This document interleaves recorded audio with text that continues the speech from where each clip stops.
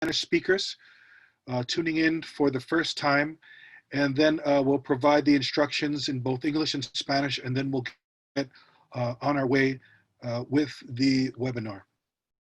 So, bienvenidos a todos. Mi nombre es Roberto Múcaro Borrero. Soy del pueblo indígena Taino. Soy un representante de la Confederación Unida del Pueblo Taino. Soy el moderador del programa, el webinario de hoy, el futuro después de la COVID.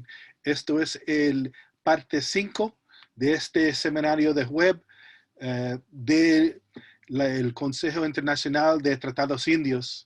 Voy a compartir ahora algunas instrucciones para la función de interpretación de la plataforma de Zoom. Primero en inglés y después en español. Gracias por su paciencia. All right, I'm going to just share my screen with all of you. Just give me a moment here to get to the instructions, and I will share my screen.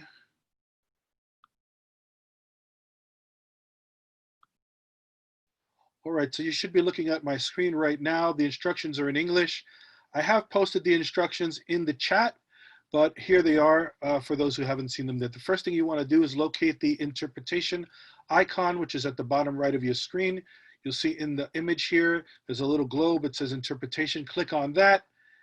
Then what you want to do is select English if you're an English speaker. Then thirdly is select mute original audio. And this is very important because if you don't select mute original audio, you will hear both the Spanish and English simultaneously, and it'll make it hard to follow this event today. So again, select interpretation, English, and then mute original audio. So right now I'm going to just switch very quickly to Spanish, and then I will stop speaking both languages as we have our interpreter standing by. So let me just get over to the Spanish.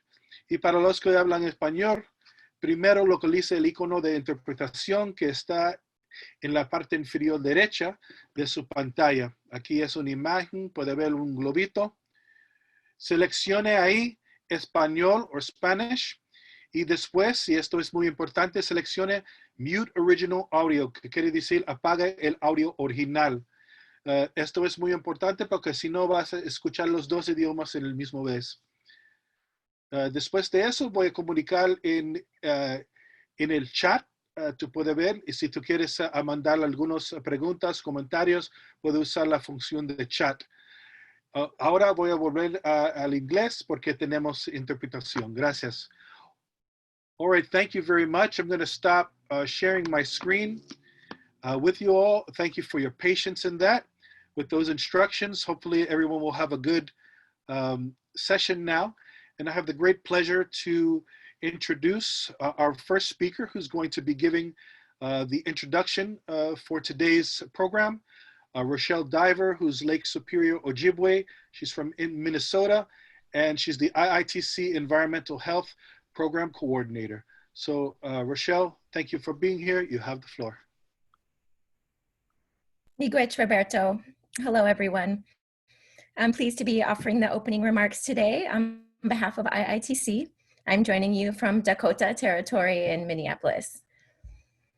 I will begin on a somber note. COVID-19 has hit our IITC family hard.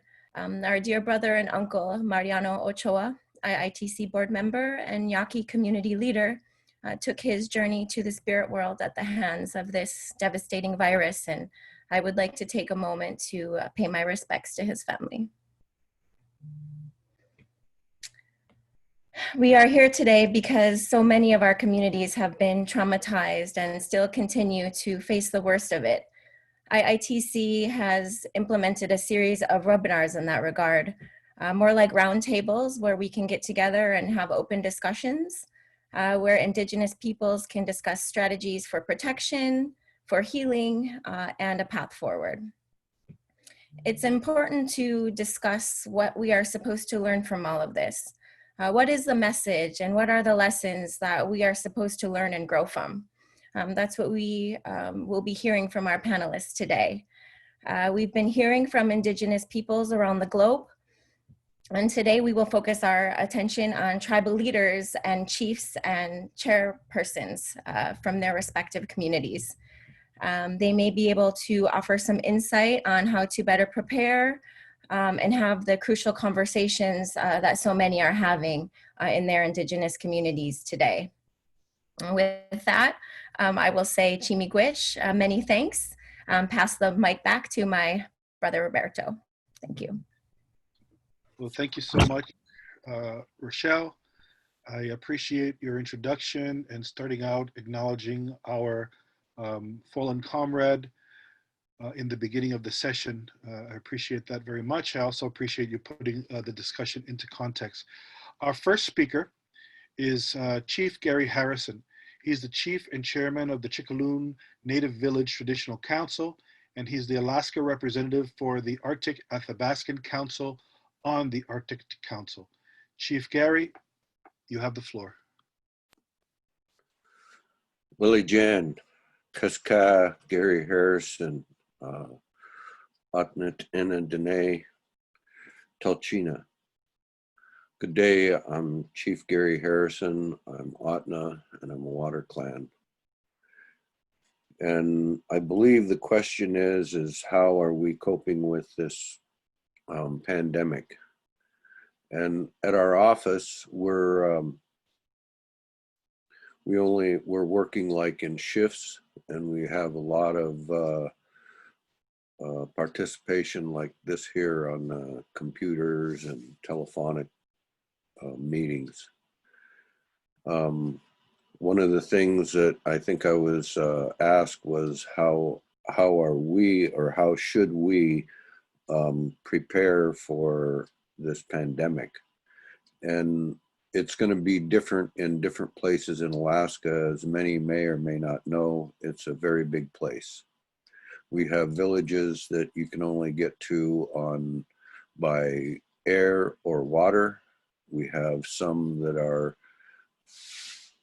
able to be on the road system, which is I'm on the road system. And then we have some of our people in the cities.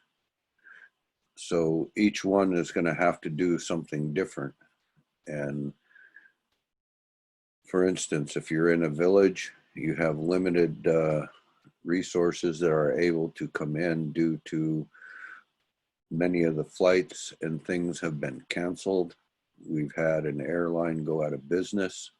So the more remote villages are going to have a harder time than many of the rest of us. However, that also makes it to where they're more isolated and may not get the pandemic as others have. We also have had some villages that came into town and tested that they've already had the disease. So some people believe that some of our villages have already been through this because many of the people were sick. They didn't know what it was. They just thought it was a cold. However, I believe that one of them said that there has been a couple of deaths in those villages. They didn't know why. They just thought it was a very bad flu until the pandemic. People started talking about what it really was. Right now it's fall time, it's hunting season, and this hunting season is the season where the non-Indigenous people have put upon us, because right now the animals are in rut, and we never used to hunt them while they were in rut. We would either hunt them before or after, because many people know that when you hunt an animal in rut, it has a lot of hormones and stuff in it that make the meat taste not so good. So that's why they hang it for a long time, so that it can age and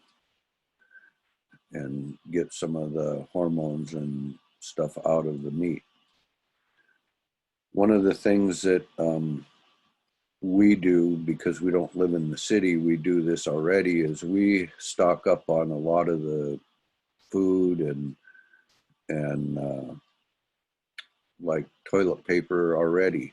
And so when we run out and we want to go down and get our supply, that's hard to do because there for a while you couldn't even get any, and now they'll only let you buy maybe a couple of rolls at a time, and which means that we either have to go to town all the time and resupply because we aren't able to stock up like we normally do. So in many cases, for many of us, it's not, we stock up already. So it's not as bad for some of us who stock up already than the ones who like live in town where they go to the store like every day. And when you live like that, the store shelves are empty on many things, many things. It's only been recently that they've been stocking back up on some of the things that people use on a daily basis, more so now with the pandemic, like the disinfectants and things like that.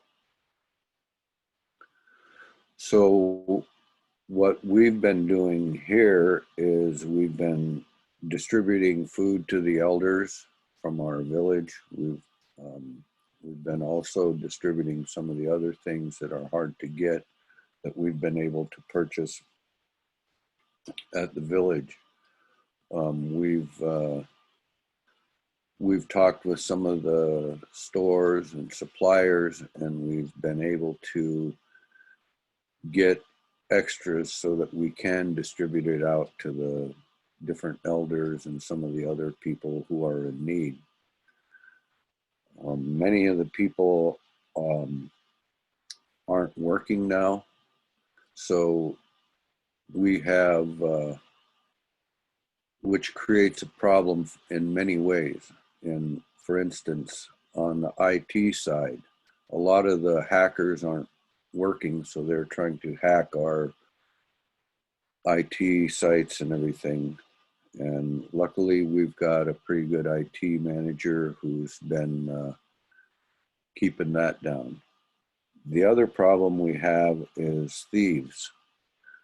A lot of these people don't have anything, so they're out stealing stuff so that they can go sell it and get some of the things that they need or don't need, because many of the people that are doing that have substance abuse problems, and which is a big problem.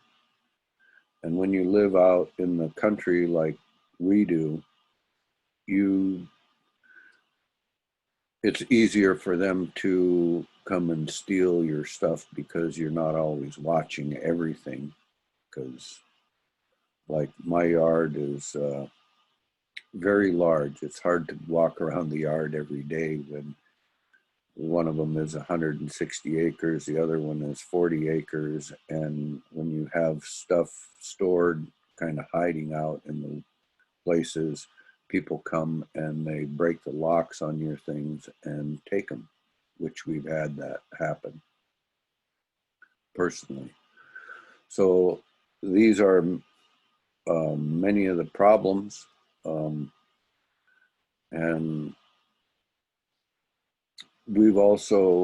it's also a problem. I've dug 3 graves and been a pallbearer for another one, and we're not able to put our people to rest the way they should be in our culture. A couple of times there's been small gatherings, and even those people have come away with the COVID. So we've been encouraging people not to have like the backyard barbecues. We haven't been having potlatches, and it's been very hard for our people not to have a potlatch when someone dies. And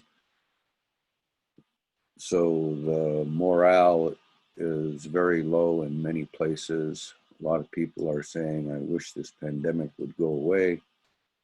However, I don't know how long it will last or not. The last pandemic we had up here was Spanish flu, and it wiped out whole villages. So there's a lot of people that are very much on edge here for this. And then we have the other people that act like nothing happens, like, oh, you're just overreacting. And they say things like, do you know anybody who got it? And I have to tell them, yes, I know a bunch of people who have had COVID, and some of them, it hits like just a mild cold. Others have been deathly sick, and others still have died, as many of you know. So it's a real mixed bag up here as far as how the people, the non-Indigenous people especially, react to this pandemic. Like it's not real, and oh, it's a hoax, and it's a conspiracy. Well, no matter how it got here, there's a bunch of different conspiracy theories out there. No matter how it got here, we still have to deal with it. Whether someone put it here on purpose or however, we still have to try and take care of our people and look out for their best interests. And in the health field, because I'm also on a health board, it's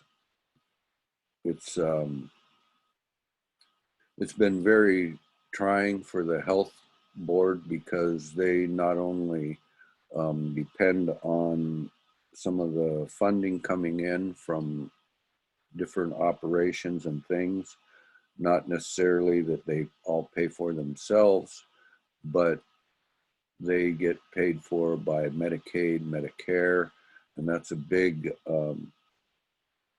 part of the income on the health system. And without that, many of them are struggling even to stay open, with having to have special rooms, special things there, and having them overloaded in those areas. And so it's been very difficult for many of the health providers here to make sure that they're able to take care of the people that are sick.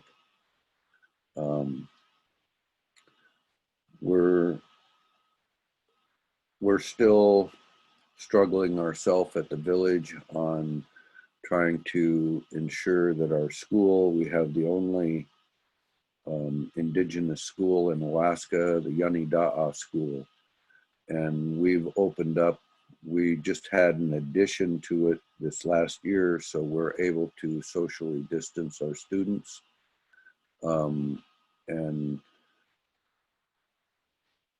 and try and keep them as safe as possible, and try and keep our teachers safe as possible. And it's also difficult when you have some of the people that send their children to school that they don't really understand what's going on. And so we've had to also educate not only the children, but the families on some of the things. And we've also offered up help to many of the families so that they can continue to educate their children and be safe. There's also been a big problem with the mental health of a lot of the people. And we finally got a mental health worker, and he's been basically overloaded. So we've been trying to do our best to stay on top of things and keep everybody safe. And so that's how we're trying to work on it. Thank you. Thank you so much, Chief Gary. I appreciated your presentation. and learning a little bit more about what's happening in your area. It's the isolation, how it's a double edge. It could be good on one side, but then it also poses a lot of challenges. I think that's food for thought for many. And also the health issue, the mental health issue that you described. And hopefully people will start thinking about that before or while this is going on, but also thinking about the future if there are other pandemics, thinking about how that mental health issue needs to be dealt with. So thank you very much once again for that presentation. Right now, I have the pleasure to introduce our next speaker, Rosalina Tuyuk. She's Maya Cakchiquel. She's the General Coordinator for the National Coordinations of Widows of Guatemala, CONAVIGUA. Welcome, Rosalina. You have 10 minutes for the presentation. I look forward to hearing it. You have the floor.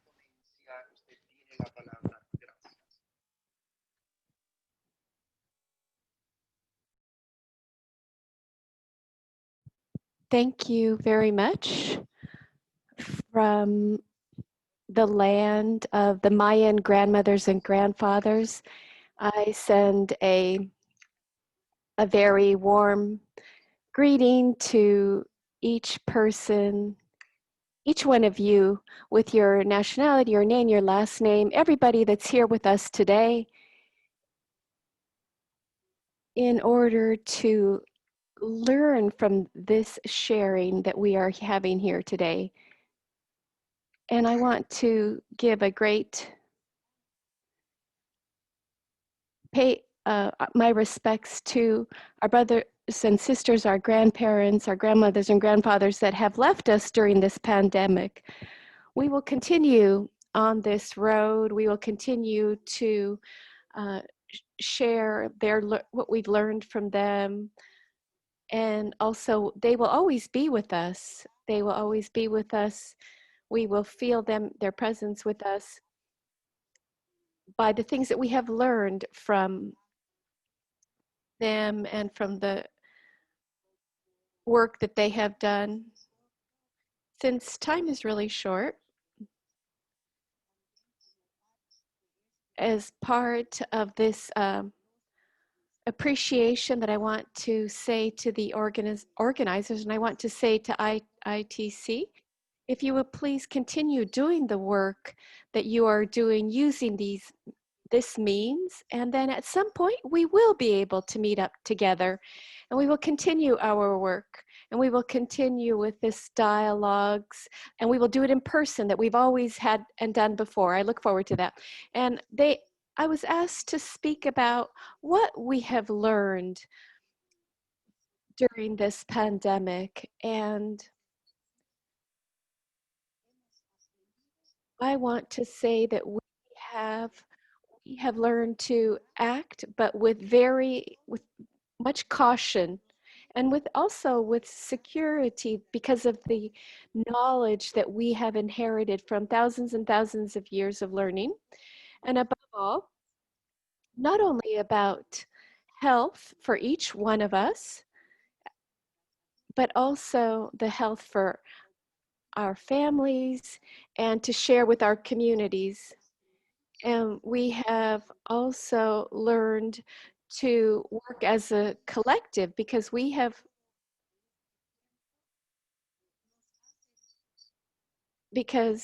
it has served us especially to say that all the knowledge that we have learned really serve us as an important tool to guide our lives. And the other topic that we have learned about and we want to share the little that we may have, right? We need to learn to share because as peoples, as communities, we have always been on our own. Even when there have been great devastations and during genocides, when Mother Nature speaks to us through her actions, through her messages that she gives us, so that as human beings, we can learn that to recognize that we are not alone. There are other forces that are in the air, in the water, in the rain, in the hurricanes and the tsunamis, and also when there are earthquakes, when the earth itself moves. So that which we have learned, we have taken this and put it into practice by using solidarity between the communities, our families. And another thing that we have learned is that today, more than ever, we value what we have planted, what we have harvested, and what we have been able to preserve. And this we have done using our fruits, our medicinal plants, and also by using the basic grains that have their different flavors, colors, scents. And this is what gives us life. It fills us to the full with sustenance and helps us continue on with our lives. And we have also learned how to give greater value to the agricultural values that we have had, like with CONAVIGUA, my organization. The agricultural means that we have started to use again, and we are also teaching our youth. And especially we've been teaching them to participate so that everyone can participate, the grandparents, the great-grandparents, the grandchildren, the parents, the children. All this knowledge has been shared among all of us, and it's been very important for us. And we have also learned to plant using the knowledge that we have about our seasonal knowledge, right? About the moon and the stars, and also the season itself. And we've learned to recognize the wealth that each of our lands and our territories have, and to appreciate that wealth that comes from that land. And another thing that we've learned, that it's not possible just to eat and rest and learn, but also when we feel that we're having issues with our health, then we need to use all the medicinal plants that we have at our service. And this also would be accompanied with mental health assistance, using things like music, sacred fire, and also in connection with forest, music, fire, forest. They're all in connection with our mental health, and also with sacred sites. These are a few of the things that we have learned. We have learned to give value to our ancestral knowledge and to life itself. And the other question that I was asked was, what should we conserve, or what should we keep, and what should we strengthen? And concerning this question, we have learned that we need to keep all our native seeds and everything that has to do with basic grains, with medicinal plants, with our fruit trees, and also these trees that give us life. And we need to keep, or to preserve with greater strength, is to continue planting trees, because every time that we plant a tree, then we ensure that we will have water for life.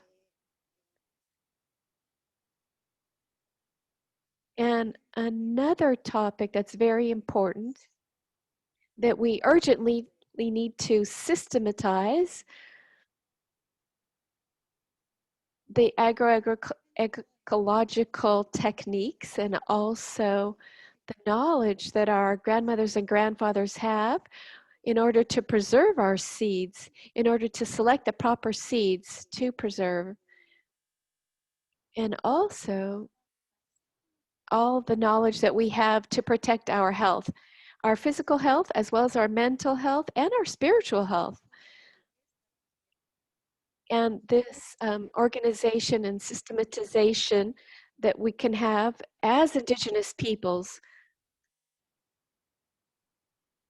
of course, we will share this with others, but especially we are asking for our brothers and sisters to do this because our grandparents, our grandmothers and grandfathers are leaving us. They're taking their journey to the other worlds. We need to conserve their knowledge. And then we also need to strengthen and keep and also share the importance of all our seeds. We need to learn the different properties of each seed, of each medicinal plant. And also never forget that in order to have seeds, we need to plant, right? We need to prepare our family gardens, our community gardens, and then that will ensure that we have food sovereignty. And then what do we need to change or let go of? Well, then I'll tie this into the first question about what we've learned.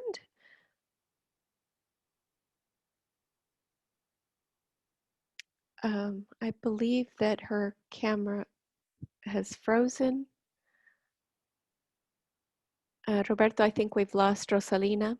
Yes, I Lost believe the so. connection. Yes, I see that, Rebecca. Thank you. Perhaps if she comes back on, she could elaborate more during the question and answer portion. But Rosalina, if you can hear us, maybe you can shut your computer off and call in again, and we'll come back to you during the question and answer period. I really appreciated her presentation. Just the fact that she was talking about proceeding ahead with caution and security in the community, and the importance, as many of our speakers have over this series, of really having that Roberto, food she's security back. and food sovereignty. Okay, maybe if she could just wrap up now, because I think we were at the end of the presentation, but maybe if she could just close out, that would be appreciated. Thank you.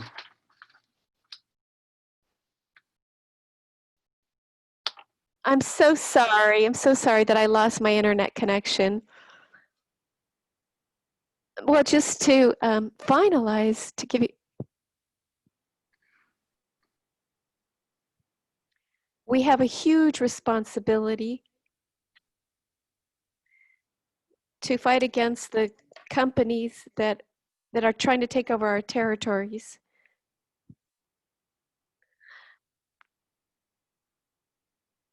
Today, more than ever, we need to make our communities aware not to sell their land and not to, we need to reject, we need to reject all these forms of colonizations that we are suffering. With this work, we need to really be encouraged that we have life in our territories, in our lands, and we have life with our seeds. So thank you very much. Thank you once again, Rosalina. We really appreciated the talk. And just before you sign back on, I was just commenting and just really appreciative of your highlighting the need for that intergenerational exchange, especially around planting and the agro-food forestry. Everything that you shared was really important, including looking ahead towards the future is the fight against these extractive industries that come in to pollute the land. So thank you once again. I really commend you on that presentation. And right now I want to move right on to our next speaker, who I have the great pleasure to introduce, Aili Keskitalo, who is the president of the Sami Parliament of Norway. So thank you for being with us, Aili, this evening. When you're ready, please unmute and you have the floor. Både äket Mubuftandiarvola Samis. Good evening to you all. I bring you greetings from the Sami homelands. As some of you might know already, we are the indigenous people of Northern Europe and Northwest Russia. We live across the borders of 4 national states, and I live on the Norwegian side of the border. The COVID hit the Sami people and the Sami homelands right after a very long and hard winter. So when the COVID hit, we already were in a crisis, especially in our important reindeer herding livelihood, because of lots of snow this winter. So we had really 2 crises going on the same time. So that has been harsh. And also, like Chief Gary told us earlier tonight, we also carry the memories of the Spanish flu, which hit the Sami communities really hard. And my great-grandmother, she died in the Spanish flu. So it's a part of our family history as well. We remember that, and that makes this pandemic really scary.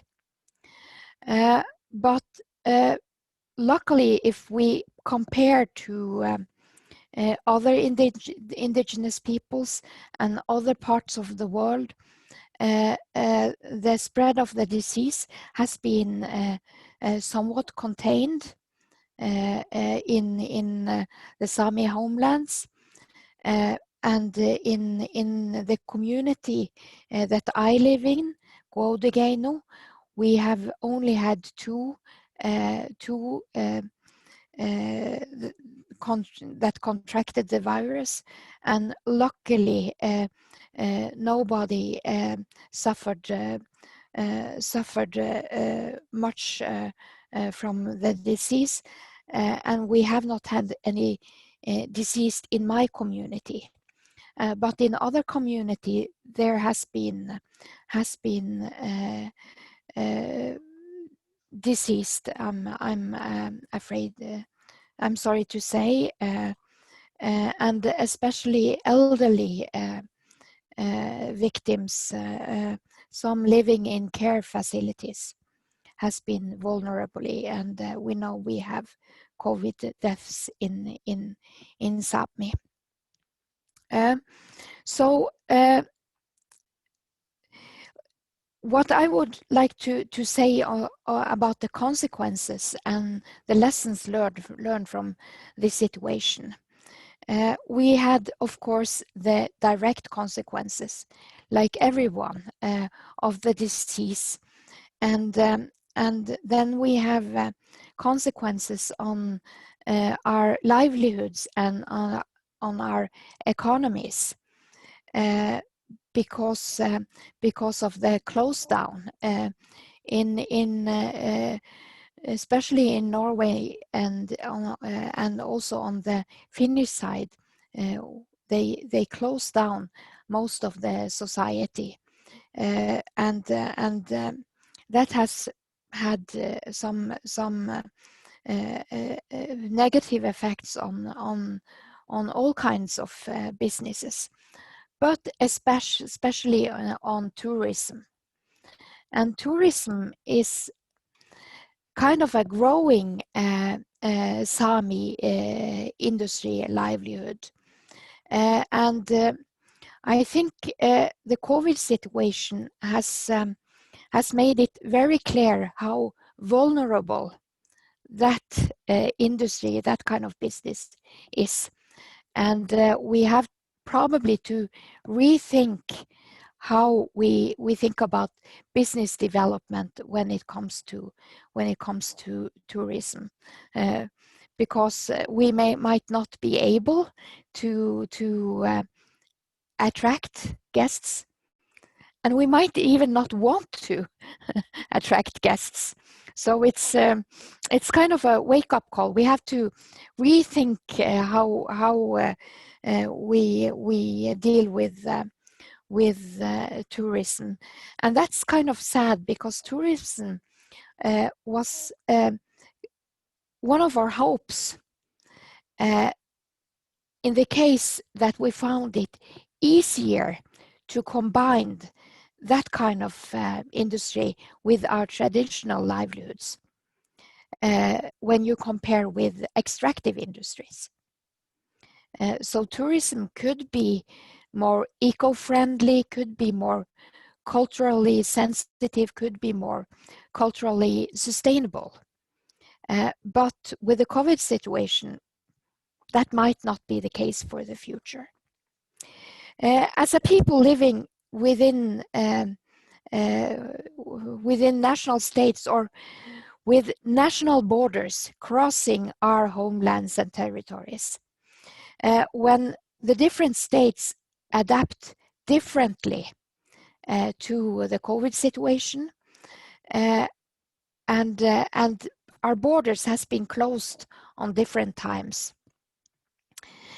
That is a struggle for a small people that have been relying on cooperating, doing business, doing cultural work.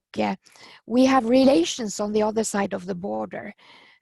So for many months, we have not been able to uphold our cross-border cooperation, only digitally. Luckily, we have good digital infrastructure, but of course, many of our cultural festivities has not been, we have not been able to do them. And that is something I regret deeply, and it's deeply missed. And of course, for those of us making a living from cultural and cultural developments or from the arts, it's catastrophic, because it has really affected their income.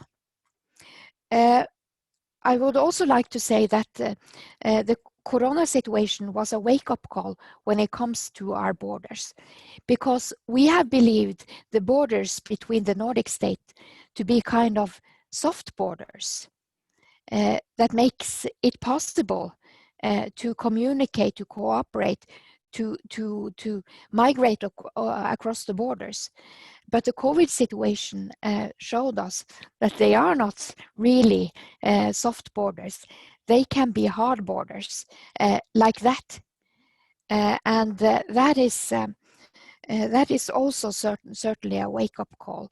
We have to make sure that the states that we live in make allowances for us to cross the borders and to cooperate to the across borders, and also that the states we live in, that they harmonize their policies, because if not, we are in trouble.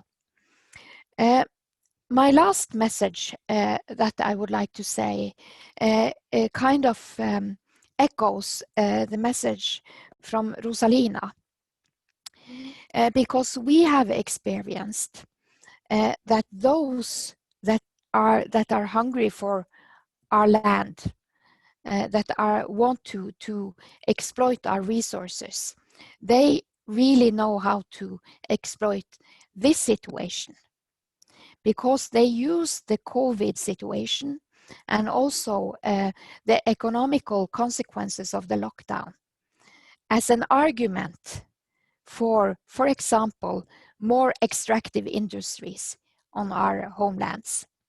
So they are really applying the situation to their benefit. And because of the lockdown and a possible economical consequences, we are vulnerable for that kind of exploitation. So I think the warning signs are quite visible, and we should take it really seriously. So that's my my greetings from Sapmi for tonight. Ologito. Thank you so much for that presentation and for reminding us. I'm sure that many Indigenous peoples tuning in to this program can relate to many of the things that you shared. And yes, it is a wake-up call, especially for Indigenous peoples who are cross-border nations.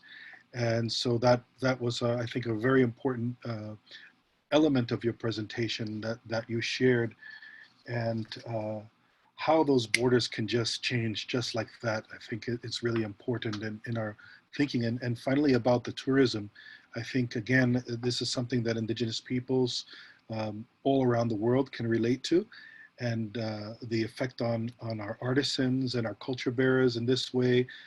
You, like Chief Gary, also mentioned that they were not able to do certain ceremonies around this time, and you've also indicated, and that's hard. So looking at that and how we deal with that moving forward, if, while we're going through this, and if something like this happens again, which is unfortunately very likely the case, the way the world is heading. But I really appreciate all that you shared, and I want to introduce right now our final, last but not least, speaker for this portion of the presentations. Now remember, after this final presentation, we will open up for questions, that you can put questions and additional comments into the chat feature, and we will send those, or we will get those to the speakers, and then our panelists will be able to answer them. But right now I have the great pleasure of introducing Marshall McKay.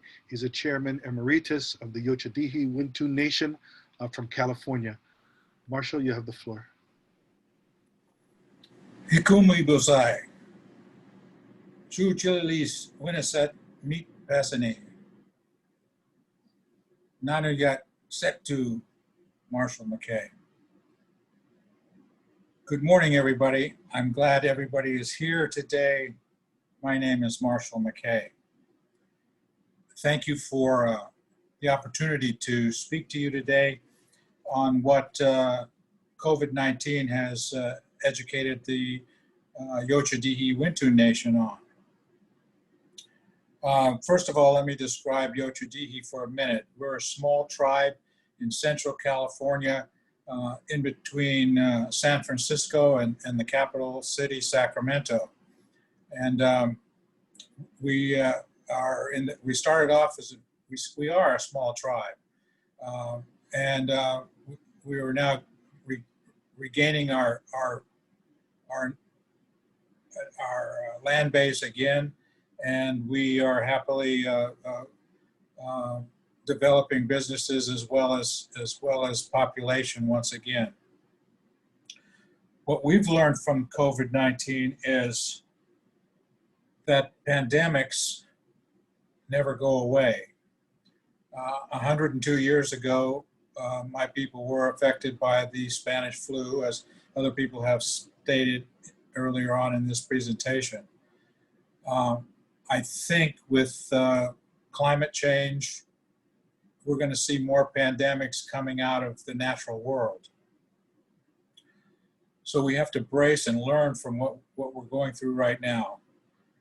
As soon as COVID-19 hit our tribe and our region, we shut down our offices, we shut down our businesses, We stopped everything but first responders. Our fire department was still up and running, and we were depending on them to conduct tests for COVID on our firefighter, first responder force, and also any of the essential workers that were still participating on site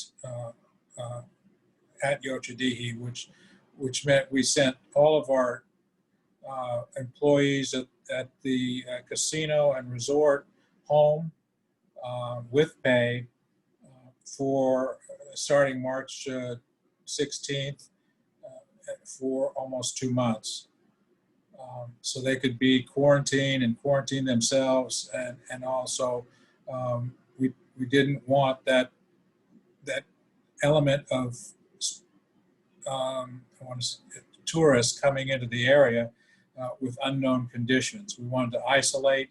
We wanted to make sure that our people were quarantined in order to track any kind of illnesses that we were seeing immediately. We took this responsibility on as an individual tribal government. We didn't wait for the county. We didn't wait for the federal government to enact any kind of ordinance or any kind of proclamations. The tribal council understood the severity of this condition, and we decided to act as an independent sovereign government in order to save lives and protect our homelands. So we were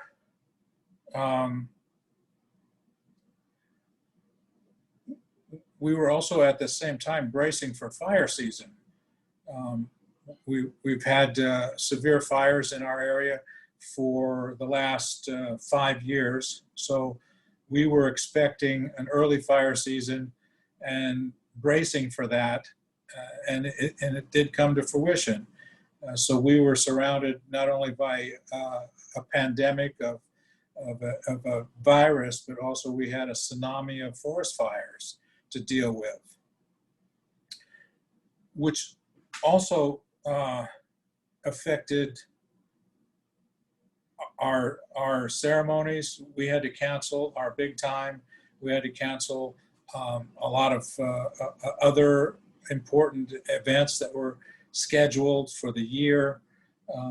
And in canceling our ceremonies, that brought on a lot of mental health issues, because we as a people rely on those ceremonies to bring us a balanced mental health and physical health. That's why we subscribe to the ceremonies. That's why we participate in the ceremonies.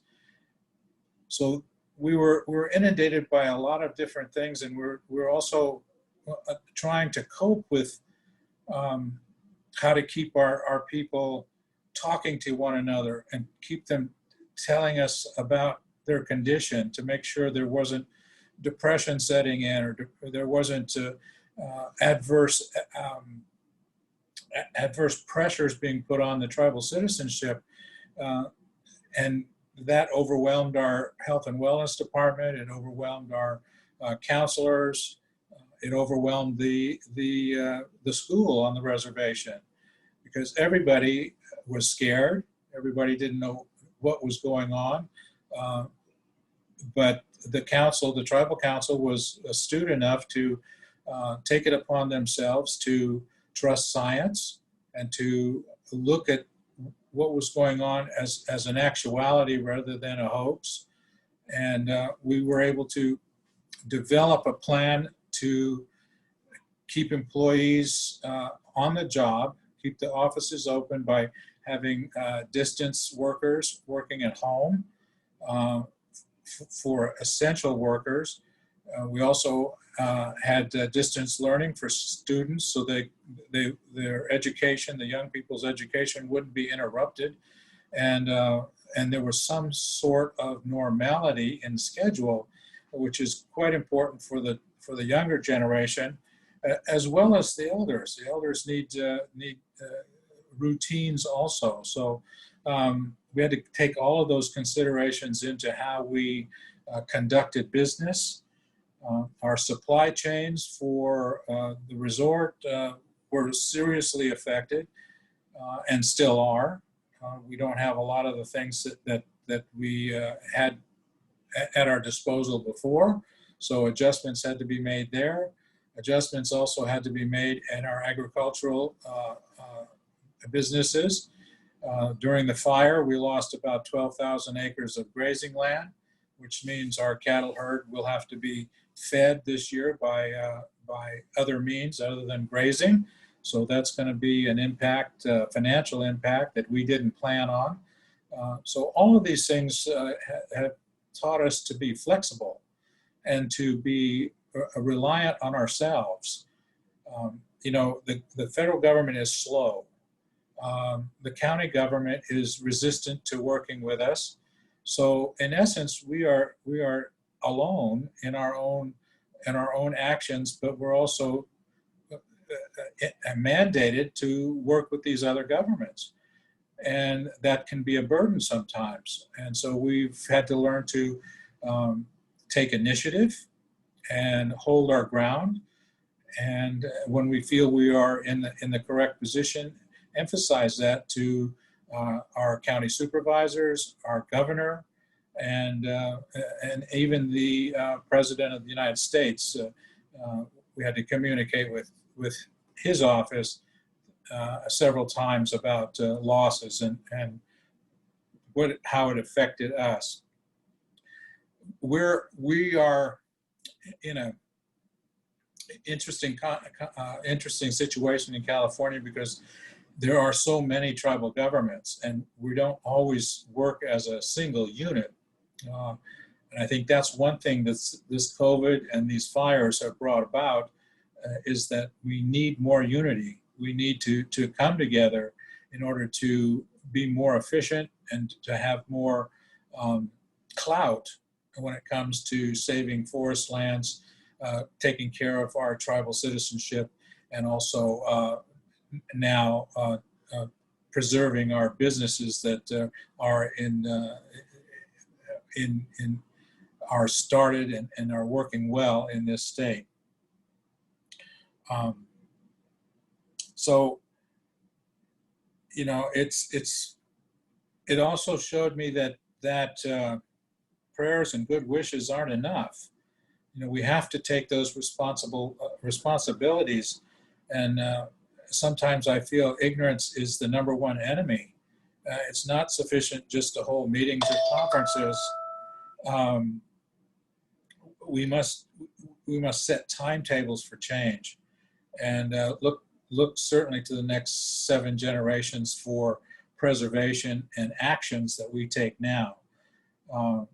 But also I would like to say we need to acknowledge climate change. We need to accept the realities of climate change. And, scientific evidence shows there's a clear link between climate change and the California catastrophic wildfires. And when it's combined with a pandemic, the tolls could be high. And fortunately, in our tribe and neighboring tribes, we haven't seen a lot of fatalities from COVID-19, but with the wildfires destroying homes and making people homeless, putting families together, large groups of people together again, we may see the numbers of illnesses go up. So I'm really praying for the community to be diligent in their resistance to the COVID, and make sure that when we go out of the house, we're wearing masks, we're washing our hands, we're doing everything we can to eliminate the possibility of contracting the disease, and when we get it, to quarantine, to hospitalize as soon as possible. So I think that was my 10-minute timer. And so I will turn it back over to Roberto to conduct the rest of the meeting. Thank you.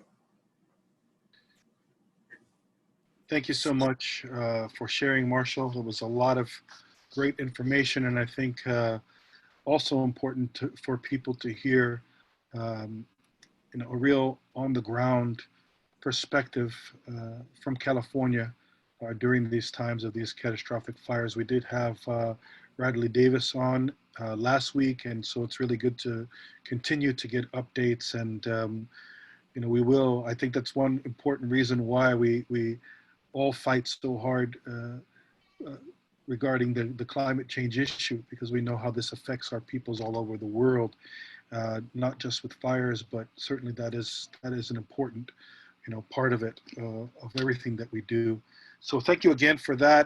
It was really really inspiring to hear a lot of what the Yocha Dehe nation has been able to do as far as really embodying that concept of self-determination, right? And taking on that responsibility even before these colonial governments that surround our peoples today, that you were able to do that and find a way to keep your people,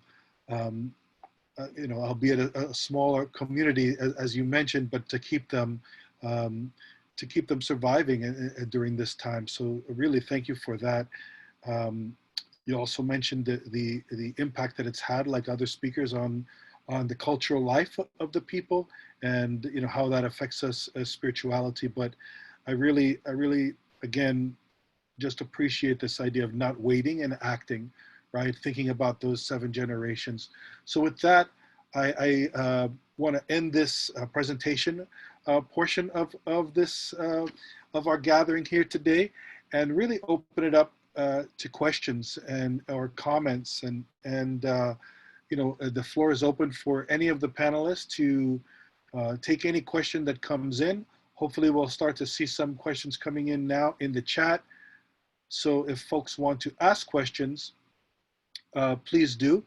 One thing I was wondering though, maybe Aili can expand a little bit more. I was really interested in hearing about how the Sami people are reacting or coming together, or do you find that the people are coming together across borders in the question of combating these extractive industries, who you say know very well how to use the COVID to their advantage, and their advantage is our disadvantage oftentimes. So I wonder if you could just comment a little bit more about that.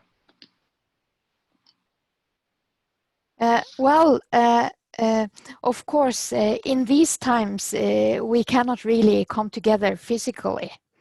But there is a lot of work that can be done digitally, like campaigning, like digital activism, and inform ourselves and each other through digital use. And as I mentioned, we have quite good digital infrastructure, so that is really helpful.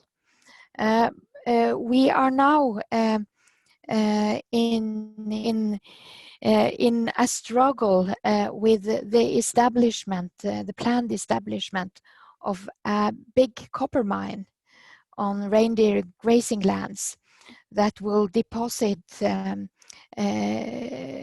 mining tailings into the fjord and destroy the ecosystem in the fjord. So it's a double consequence, both for our reindeer herding industry, but also for local fishermen in the county of Finnmark. And we see how the industry is really pushing their message. They are arguing that this is green mining, sustainable mining, that we need these minerals to make to stop climate change. But you cannot stop climate change by destroying nature. It is you cannot do that. You are making more harm if you try to do that. And also now they are adding on with the COVID argumentation. that the communities need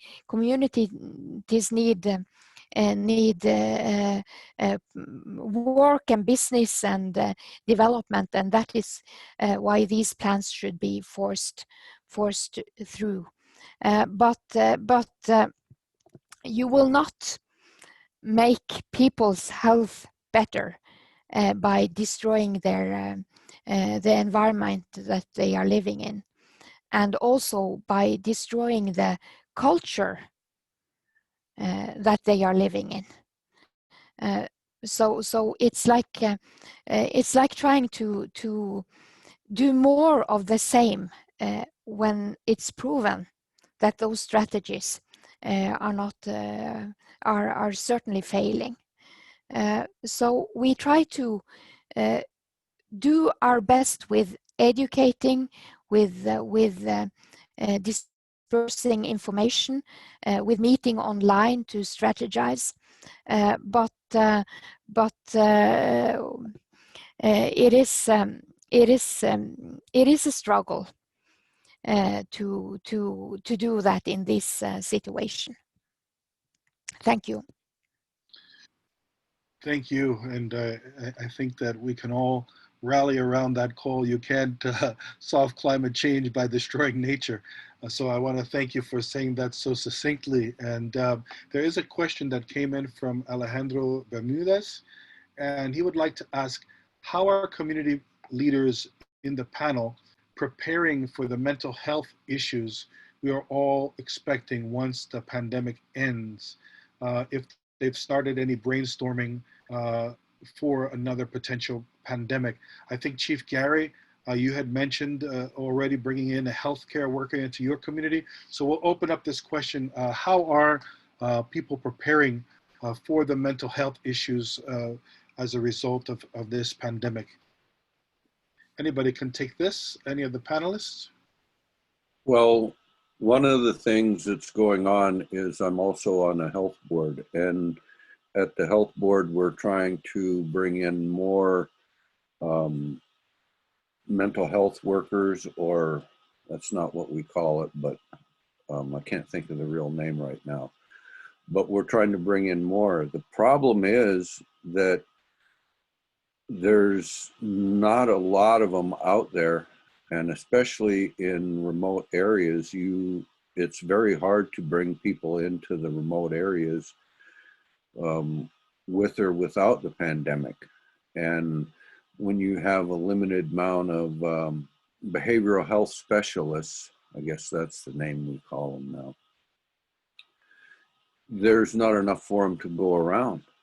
And then when you have some of them that are in so much denial that they can't even really hold a conversation with some of these behavioral health specialists, and when you have a lot of substance abuse issues, they don't want to talk to them either. So it's been hard now to deal with it, and it's only going to get harder because of the people that go, I guess they call it stir crazy, and staying home and not seeing anybody. So that's been on the rise, and I'm not sure how we're going to cope with it all in the end. I guess we'll just take it like alcoholics, day by day, and do our best. Thank you, Chief Gary. I appreciate that. And I think everyone on the panel has mentioned how also that access to ceremony and cultural activities could also play a part in that long-term healing once we figure out how that can happen. Do any of the other panelists want to address this particular question? Yes, Marshall, you go ahead. Unmute yourself. Sorry. Our mental health program at Yocha Dehe has been in place for about 10 years. I thought it was important that we were able to access therapists and professionals to address our substance abuse issue and our domestic violence issue, and also it was because those things are with us, and I saw that we weren't really getting a lot of communication from anybody, and so that was a fundamental operational device that was put into our health and wellness program, was to address those issues, get it out into the community, and let the community be aware of it so the community can help itself. And because individuals that were abusing substances or abusing one another or themselves, they're very inward. They don't want to talk to anybody about it, and they don't want to get help. They're puzzled by what's going on with them. They're ashamed. There's a lot of fear, and all of those things cause isolation and causes withdrawal. And so I was able to put a program into shape so we could start addressing those things and not basing it on shame, but basing it on help. And awareness is helping.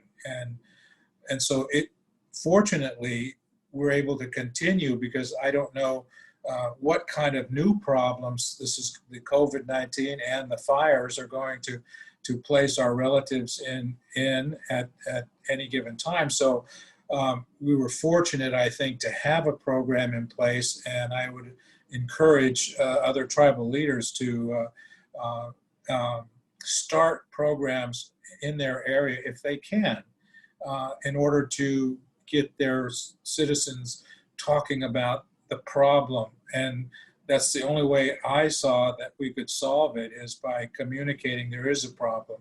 It goes back to some of those fundamentals of AA. You have to admit you have a problem in order to solve it. And we were affected by a lot of things: depression, self-loathing, all these trademarks of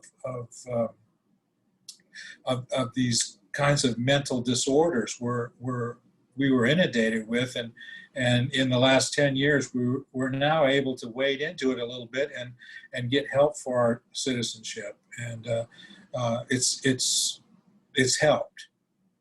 Thank you. Thank you. I see that Rosalina wants to share, please.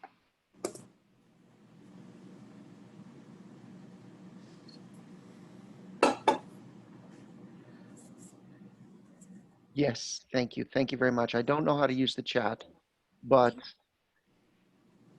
I just want to share that to have good health, it is necessary for us to connect, as our people have done over thousands of years, through dialogue, participation, and trust, and with the sacred fire. During the genocide that our indigenous peoples, especially the Mayan people, went through, we always asked the official health system to include mental health, and to include mental health services for women, indigenous women who are victims of sexual violence. But many of our people, many of our women died without receiving that attention. So what we women in CONAVIGUA have done is we've created our own methodology and our own instruments. And we also say that we must give value to our dances, to our medicinal plants, to knowledge of our origins, of our stories, and also to work on our mental health. We have now seen that we have very strong results, because we don't have women anymore who feel they are victims of these abuses. Rather, they feel that they are women who are empowered for their health and they are women who are much more active on a community level.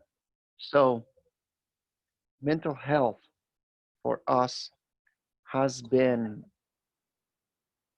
very important, and it's been an important program for us. Western mental health doesn't understand us, that our spirit must heal, and that our culture has a life and harmony and abundance. Thank you. Thank you so much, Rosalina, for that. I don't know, Rochelle, do you want to make any additional comments before we go to our next question?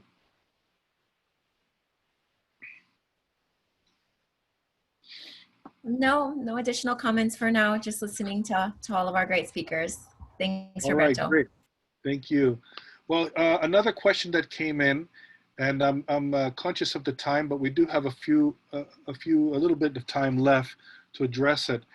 There was one question here from Tatiana Diaz, who asked, can we create a platform for indigenous trade and sovereign exchange guidelines, formulate practices that dictate to non-traditional extraction, the process of extraction that, well, it's about our trade again. So is there a platform for, I think that some of the speakers were talking about sharing, right? And that importance of the supply chain and getting resources, and how it was a challenge that in some of the places that they usually get some resources from, some provisions, as in Alaska, that supply chain was cut because of, as a result of COVID.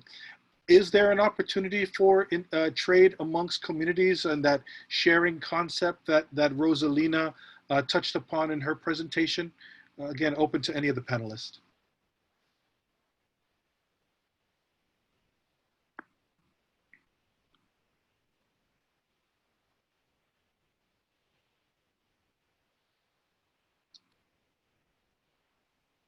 Let's see, Marshall.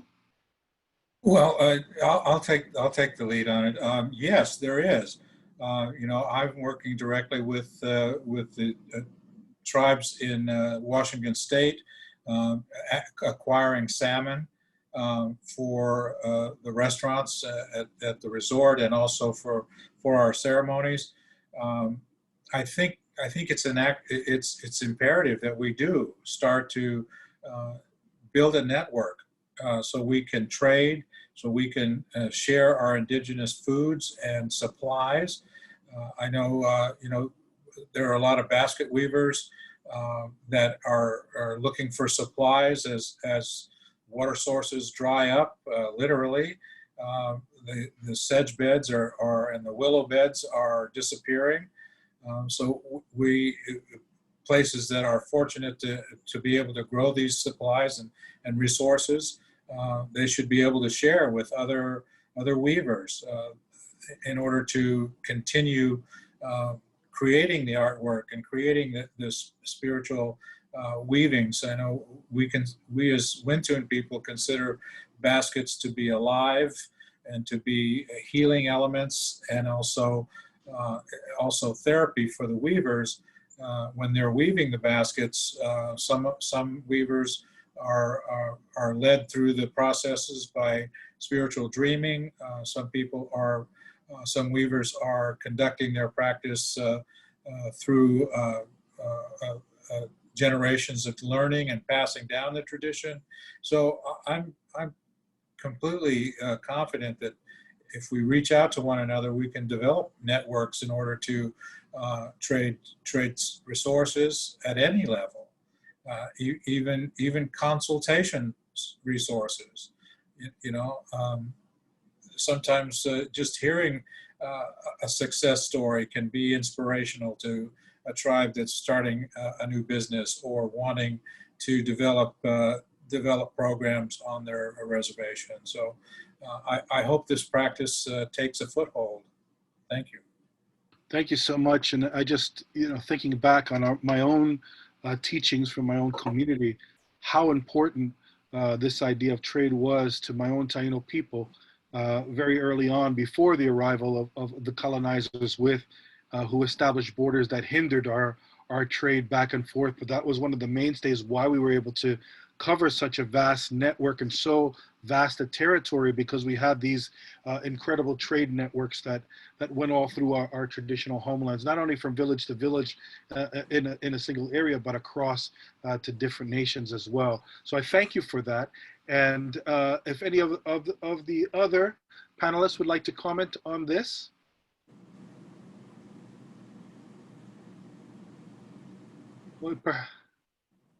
Okay, perhaps it's something that we can put on the board as things to think about. You know, how can we as indigenous peoples reestablish or fortify or even engage in trade with other indigenous peoples in our region? Rosalina, you have the floor.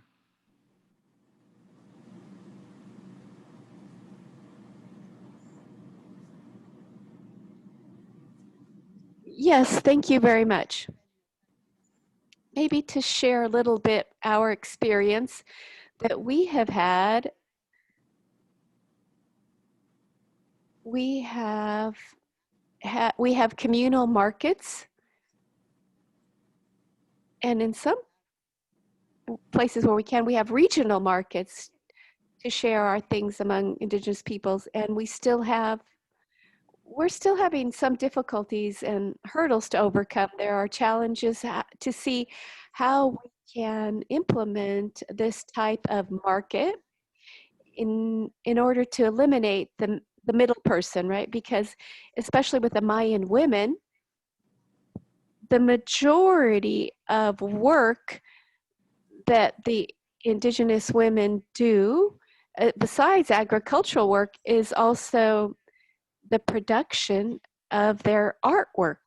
The artwork is in this, as my blouses that you can see here that are woven, and also the baskets, the like the pottery ware, and our different forms of art. Also for painting, many women do their painting and that they want to sell, and these are things that we have to recreate and come up with other ideas of how to do this exchange of and trade among ourselves, right? Because we need to continue thinking about, well, life is going to continue, obviously, right? So then there are other pandemics that may arrive that will come and will affect us. Maybe it won't be as serious as the one we're facing now, but as long as there is more pollution of the earth, as long as our air and our water is continuously contaminated, then more pandemics are going to affect us. So then we need to be thinking about how to create other forms of trade, of exchanging not only our knowledge, but also of articles of different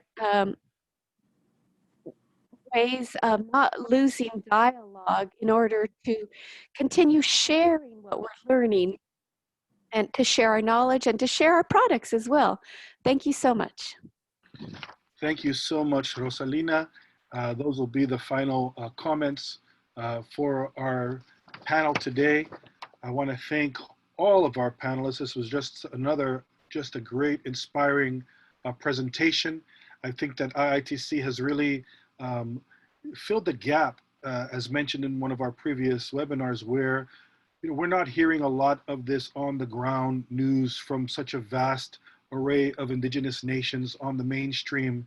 And so it's so refreshing and inspiring to hear the stories of how different communities are not only dealing with the pandemic at this current time, but also thinking about how they will deal with this and similar situations in the future. So once again, I want to thank all of our panelists, starting with Rochelle Diver, who gave our introduction, Chief Gary Harrison, Rosalina Tuyuk, Aili, Keskitalo, and Marshall McKay for being with us, for taking that time with us today. And for those who are listening in, please recall that we will have a few more webinars in this featured series of IITC looking ahead to life after COVID. And next week, next Friday, September 25th, we will once again have another distinguished panel joining us. And just to share some of the folks who will be with us on our next program, we have Janine Yazi, Dehe, who's the IITC Sustainable Development Coordinator. We'll have Nick Tilson, who's an Oglala Lakota and the president and CEO of the Indian Collective of South Dakota. Benishi Albert, who's part of a movement building coordinator for the Indigenous Environmental Network. Yamilka Hernandez, she's an advisor to the Kuna Youth Movement. Brandon Makawawa from the Nation of Hawaii, and also Sachem Hawkstorm, who's the hereditary chief of the Schaghticoke First Nations in New York. So we hope that you can tune in back with us next week. Once again, we thank our panelists, but we also thank our tech person, Chris Honani, and especially want to thank our translators, Rebecca and Jimmy, for helping us to bridge that other divide that we sometimes have, this language divide. And thank you to IITC for thinking of that and expanding that dialogue to be more inclusive across borders. My name is Roberto Borrero. It was a pleasure to be the moderator. It certainly is an honor for me every week to be the moderator. And you know, as a Taino person, I know that I feel proud to be here, and I look forward to our next conversation. So with that, I want to say thank you. And Chris, when you're ready, we can end the webinar for this week. Thank you again, everyone. Thank you, everyone. Take care. Be safe. Really well.